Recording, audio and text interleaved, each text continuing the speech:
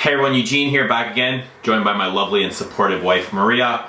The last addictions video, before we left off, I kind of came back and said I would do an update, and here we are. I didn't want to just do that one video and leave it and forget about it, because this is an ongoing process for me, maybe for you as well. So I just kind of want to share where I'm at in my stage, or in this, whole journey. And Maria's back with me because she's I don't want to say she's got a lot of experience in the field, and she's helped me tremendously. So yeah, I do kind of want to talk about, what's happened to me or what's been going on since.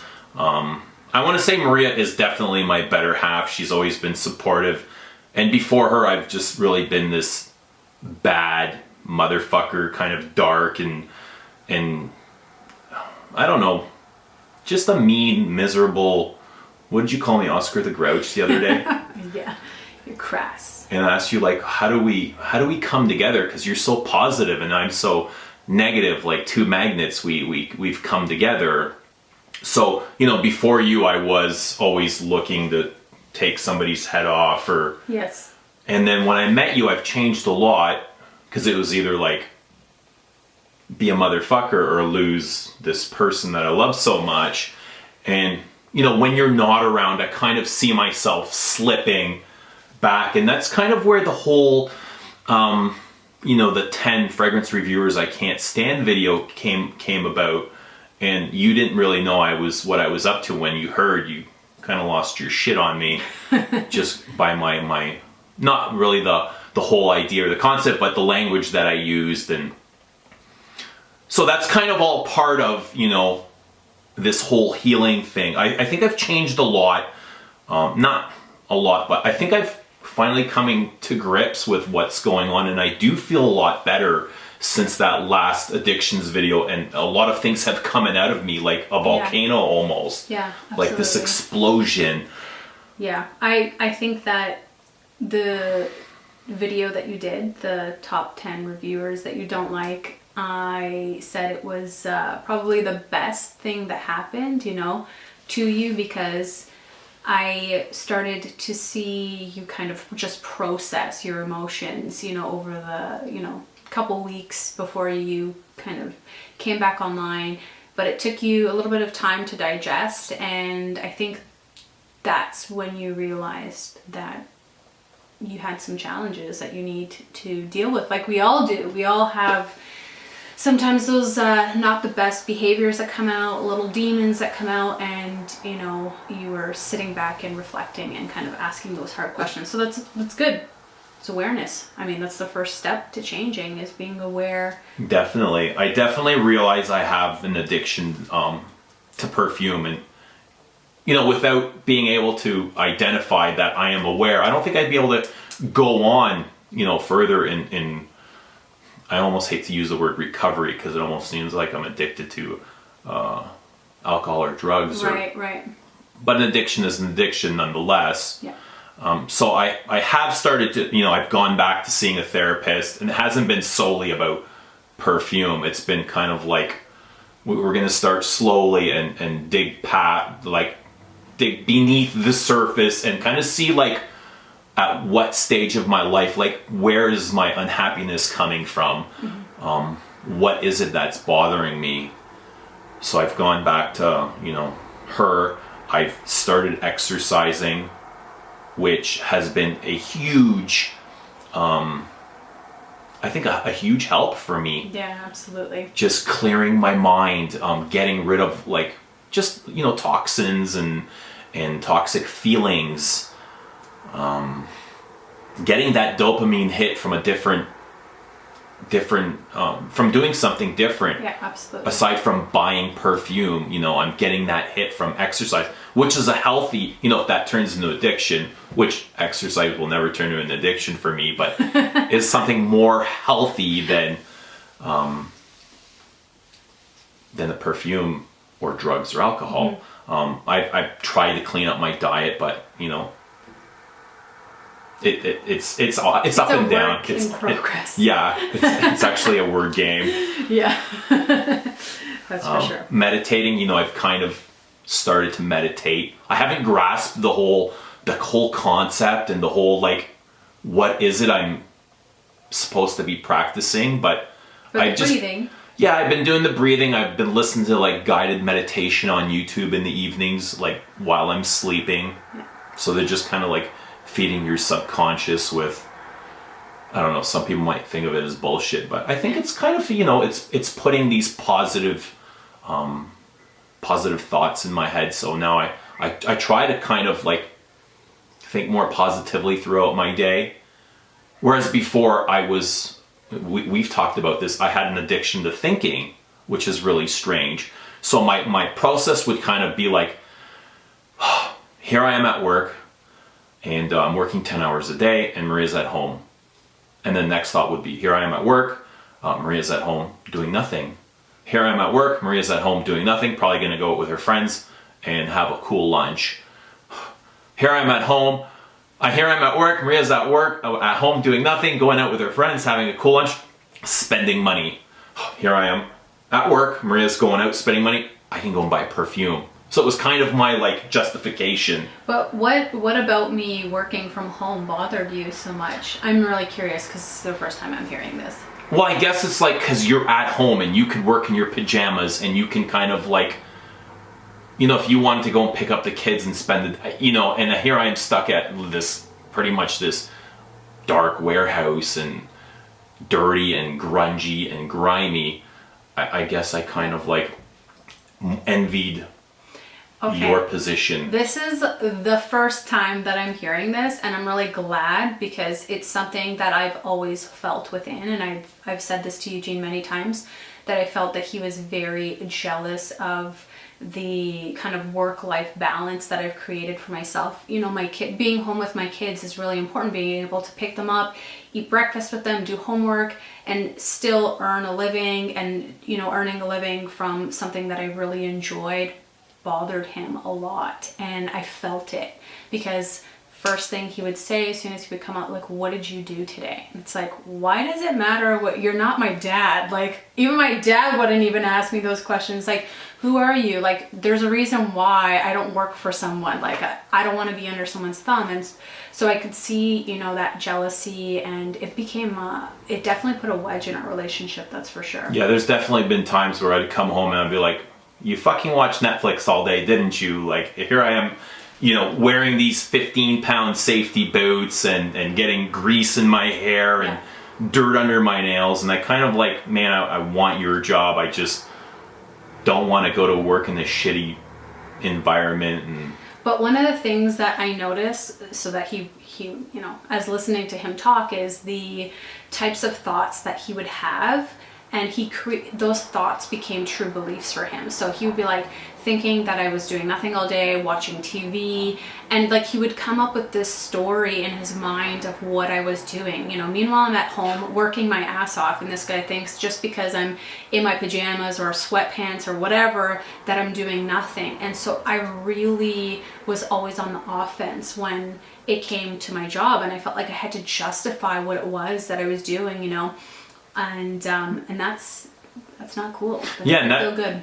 Absolutely not. And that's just the whole, you know, the addicted to thinking thing. These negative thoughts were constantly going through my head. Yeah. So that's also something that I've been working on with the therapist. Yeah. And she's just kind of said, you know, when you get those, you just kind of cancel and delete those thoughts and start breathing, and maybe like for a minute or two, just kind of leave that workspace and then come back to it when you're feeling better. So. Yeah, absolutely. And I kind of want to mention this because I think it's really important, and I've said this to Eugene many times when he goes on rants about, you know, something or someone that he doesn't like, or he's like triggered by something that someone does. Why? Like, what is it? Because I really believe that, you know, human beings, sometimes when we see things that we don't like, it's a mirror effect, right? And it's reflecting back at, you know, at us. Maybe it's something that we need to pay attention to in our life. So, for example, Eugene was triggered by the fact that I work from home and that I pretty much could do what I wanted whenever I wanted because I built my own schedule.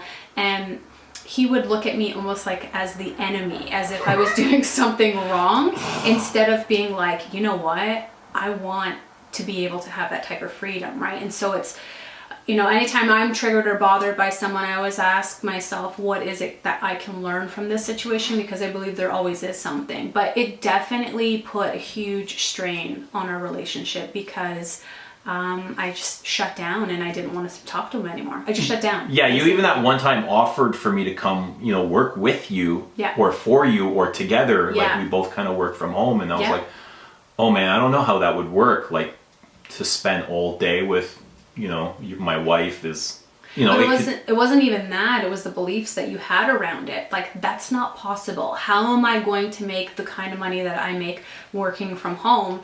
And it was just these beliefs. You know, Eugene didn't believe that you could make a good living working from your computer. He thought, you know, he thought you had to go out and kind of slave to make money. And I was get down and dirty. Yeah, and I was showing him kind of the opposite. And anytime he would say things like, oh, it's not possible. And it's like, but I'm standing right in front of you showing you that it is possible. You have a choice. You can either believe it or not believe it.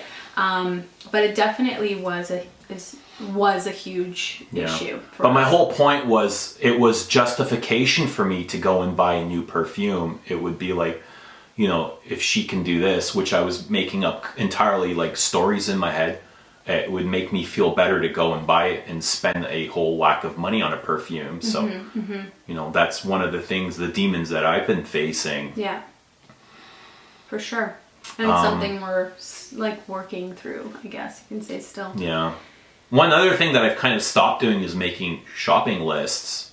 Like I've stopped making perfume shopping lists, like a top 10 perfumes that I have to buy. Yeah, I was doing that quite often. And I remember I used to see you dropping things like online in a basket. Like online. I was doing that too. Shopping. Which I think a lot of people do, not just you. So I'd kind of keep that basket full for a couple days, and then when it like got to me, when I had too much stress or anxiety, I'd be like, fuck it, like click, purchase, you know, and it would just make it easier because, you know, for 4 or 5 days I would just visualize these perfumes being shipped to me, and if something triggered me, I'd just come home or from my phone, you know, purchase them, and it was that easy. You know, I'd have a shopping cart full of, you know, half a dozen perfumes, and like, you know, PayPal, credit card, whatever. It's just that easy. Yeah, for sure. Digital shopping. So what do you do now? I've just kind of stopped.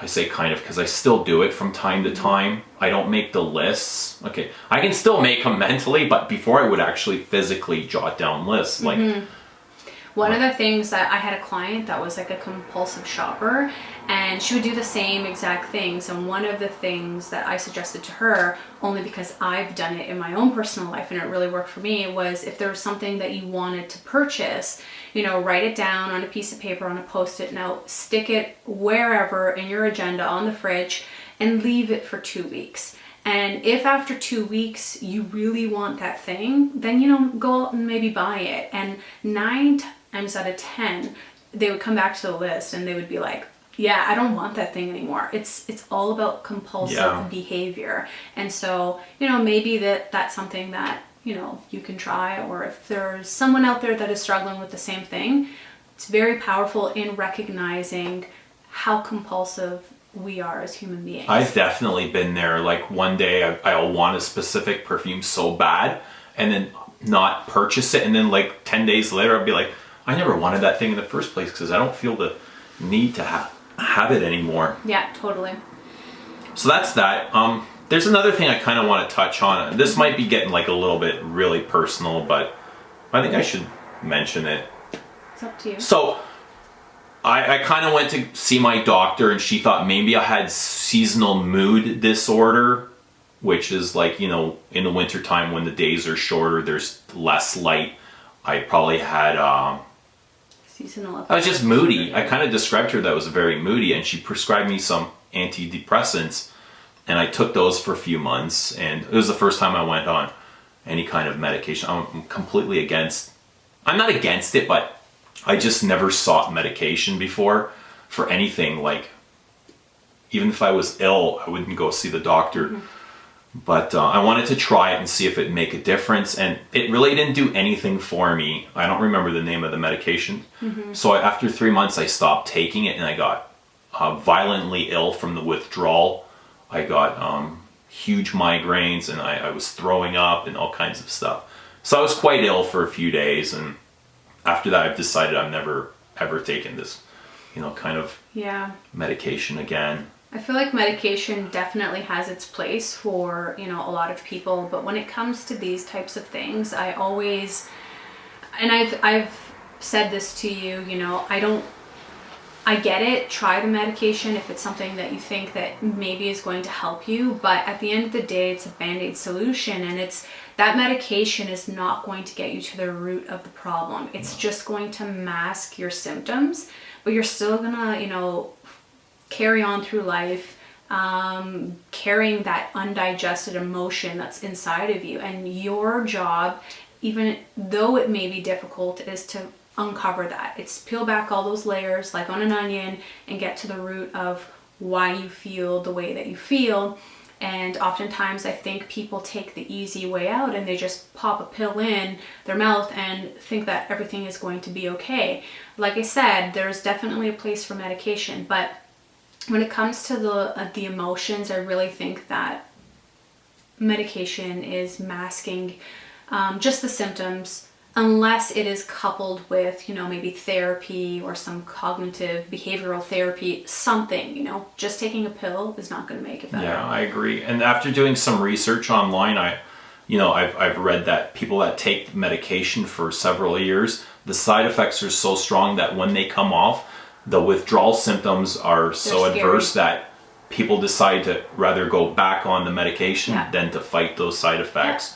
Yeah, absolutely. And I can totally vouch, like, the few days that I was ill, it was like, it just kind of like shut me right down, where I didn't want to go to work. I didn't want to do anything besides lay on the sofa. It was like debilitating, practically. Yeah. Absolutely. So, there's that. Is there anything else that you want to discuss? We kind of went through, the comments in that last video, and I think maybe we should sure. respond to some of those. So I'll start, and I've saved a couple, and you've saved a couple yourself. And one comment said, maybe put her, Maria, in charge of the finances. Keep online usage to 1 hour per day. So yeah, great. That's almost like a Band-Aid mask, I think. Yeah, absolutely. Keeping her in charge. I would just find other ways of finding cash, or I want to do this for myself, and unless I take responsibility, giving her, putting her in charge of the finances isn't going to do it. I want to be able, I'm an adult, I want to take care of my own finances, and at the same time, fight whatever's come over me, or discover, or kind of find whatever's come over me. So that's not something that... I agree. I don't want to feel like I have a child and that I'm micromanaging. I want to be in a relationship that's equal, and this is his journey, and ultimately, I'm here to help him as much as I possibly can, but he has to be able to stand on his own 2 feet and be able to kind of combat this issue for himself, because it's just important and it's character building, and so that's definitely not a role that I want to take on. Yeah. And there's another comment here, and it says, Eugene, don't buy the new Guerlain. It's just going to be another hit, and this will go on and on and on and on.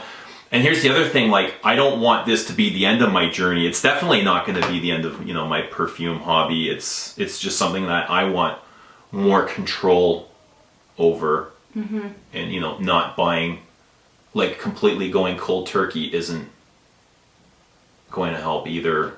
Because it's something that you enjoy, right? the whole point is not in moderation, right? Yeah, it's you know what? If you bought a perfume every single month, it's totally fine. It's the emotion behind it. And I think that's what throws off a lot of people when you say addiction. They automatically think, well, it's not really that big of a deal. Well, that's kind of subjective, right? And so... Do you want me to open mine? Yeah, you had a couple of comments. Okay. Just let's see here. Yeah, just because I'm not like coming home and smashing my wife or beating the kids, or doesn't mean it's less of an addiction. Yeah, absolutely. So there's a comment here, believe me, this is a healthier addiction than some that I've had. I kind of switched from purchasing perfume to creating my own, which is where I think my love of perfume has sort of transferred to, which is cool. I just wanted to kind of address, you know, the healthier addiction. Again, like I said, this is subjective, because whether it is buying perfume or smoking crack cocaine, both of those situations can have the same impact. You know, you can lose your family, you can lose control of your finances, you can lose your job, the mental health aspect of it. So again, I don't like to compare apples and oranges, you know, because it really is, it's one's just really uglier than the other. There's I believe. Different, yeah, you know, and one is darker and totally. And I think that this kind of leads into the other comment that you had on your page, which was because people don't look at perfume and go, oh, it's so terrible, right? Yeah. But you look at crack cocaine and it's dirty. It has definitely uglier so there's the side stigma effects, attached right? to. Yeah. Okay, so there's a person on your page that said that she is a skincare enthusiast, and skincare is another bottomless pit in itself. The science behind it, the marketing, and the hype of the community is so huge that she doesn't think one could ever let go once they're caught up in the addiction. And she talks about how no one ever talks about the addiction in itself. And I said to Eugene, like, why do you think that is? Is it because having an addiction to skincare or perfume doesn't seem as bad as having an addiction to alcohol or maybe drugs? Or is it because people want to keep up an image? Or maybe is it because maybe they're not aware? Like, there's so many possibilities, I guess. I think a lot of people are aware, but it's the ugly side of the hobby that, you know, nobody wants to talk about what comes along with that. Nobody wants to talk about the debt, the personal issues. It is the ugly side. Yeah, like absolutely. The online is just showing your good face. Yes. Nobody ever posts a selfie of them when they wake up in the morning and haven't brushed their teeth or hair yet. They only post, you know, as they're going to a gala event dressed in their best clothes. Right. So it's kind of like, you know, the same thing. Nobody wants to say, you know, I've spent $2,000 on perfume this month and my husband left me, because that's embarrassing.